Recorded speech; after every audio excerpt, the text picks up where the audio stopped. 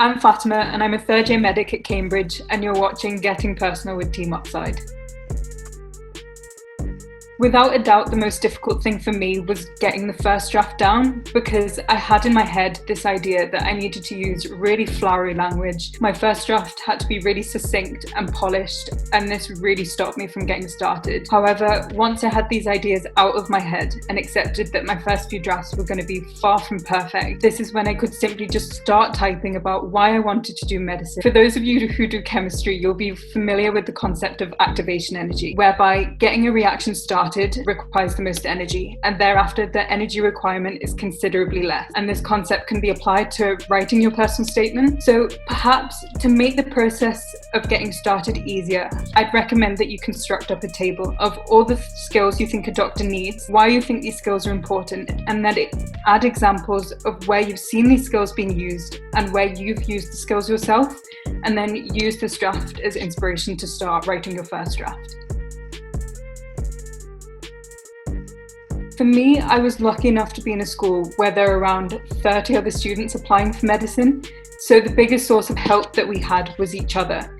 We collaborated when it came to sharing resources, speaking about what we've seen during our placements, but the most useful thing that we did was read each other's personal statements and give each other feedback. At first, this can feel quite overwhelming.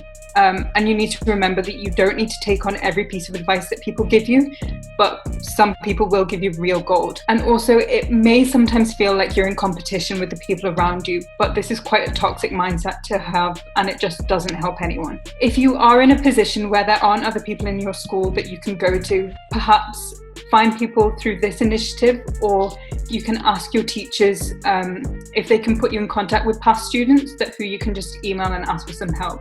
Alternatively, I'm always free for if you need some help as well.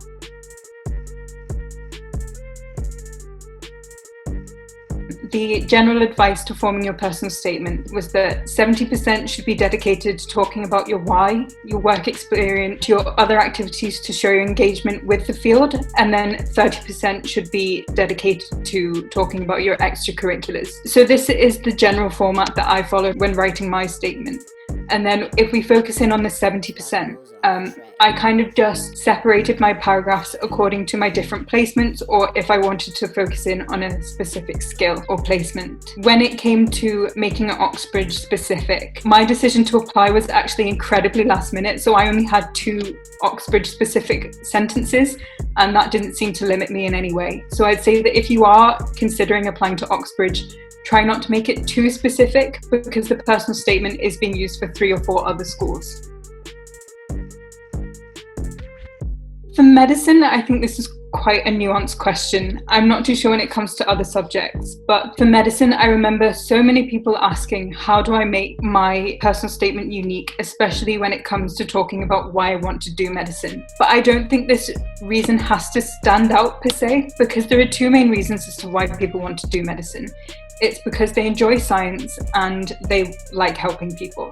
You really don't have to have something revolutionary when it comes to this. So rather than trying to make your personal statement stand out, make it personal. So say where this interest in science stemmed from, or how you discovered that you like helping people. And then when it comes to the rest of your personal statement, I'd say that the most important thing is showing that you really engaged with any work experience placements that you have, in terms of trying to identify which skills you really need. And then the general advice would just be show that you're taking initiative to increase your exposure to the field, whether that be through forms of reading, research, or attending talks and taster sessions.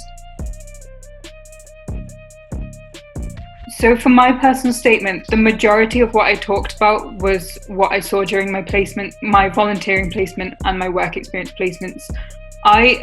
When I was in sixth form, I didn't really enjoy reading, so I just didn't read a book. But what I did do was read news articles and magazine articles, which actually formed the basis for my EPQ. So I think I have around 3 sentences maybe about what I read, but the majority of it was the skills that I observed during my placements. I think I ended up with somewhere between 12 to 17 drafts. I can't remember exactly, but the difference between my first and last draft is shocking. It's like 2 different people have written them. So again, I want to use this to emphasize that you really shouldn't be too serious when writing your first 2 drafts, because as you gain more experience with writing it, you're going to gain a greater insight into what is and what isn't effective.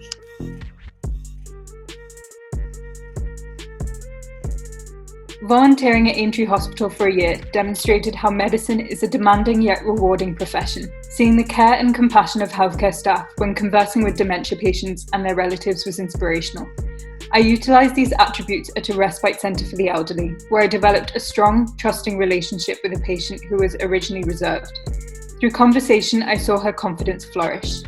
Interacting with agitated patients helped further the importance of empathy and active listening to meet a patient's unique needs. So I like this section for 2 main reasons. The first is that I've demonstrated my active engagement in my volunteering placements. I've not only shown that I can identify the qualities of successful doctor-patient interactions, but also that I can learn from what I'm seeing and apply that to my own interactions with patients.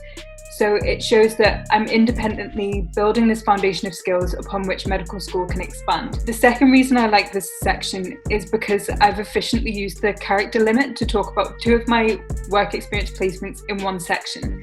However, I do want to highlight that if you only have 1 work experience placement, which is increasingly likely during this pandemic, that's completely fine. What's important is that you extract as many learning points as possible from any experience you can get your hands on. And then you can show how you demonstrate the skills yourself through your extracurricular activities. So it's great if you have loads of experiences and you should try to effectively fit them into such a small character count. But at the same time, if you don't worry about it. The vocation of medicine does include countless hours, heaps of paperwork, and the need to grapple with time pressures.